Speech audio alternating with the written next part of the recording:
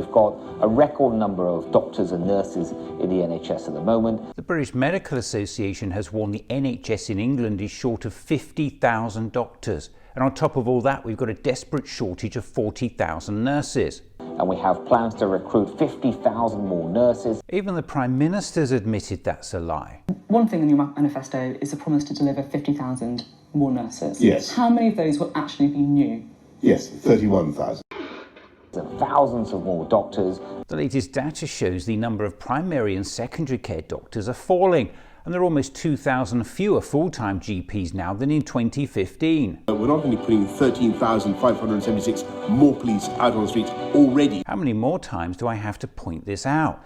The Conservative government has cut 21,000 police officers since 2010, along with 23,000 police support staff, and closed 600 police stations. And if all that's not bad enough, the government's own policing minister now admits, although we're going for 20,000 extra police officers, actually to backfill retirements, we've got to recruit something like 45,000.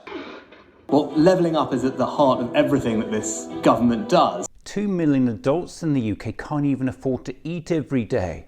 You've just cut universal credit by £1,000 a year, raised benefits by a paltry 3% with inflation likely to top out at 10%. You've hiked taxes for workers to their highest level in 70 years. Education spending will do no more than restore per pupil spending in our schools back to 2010 levels. The Levelling Up Fund has given just £1.25 billion to areas that have lost more than £25 billion. Last October, the Office for Budget Responsibility found average real wages will be lower in 2026 than they were in 2008.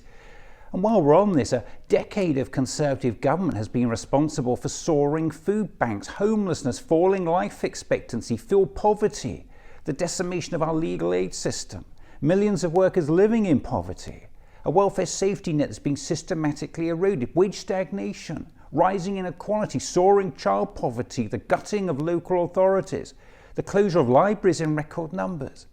For this government to use the term levelling up is just insulting.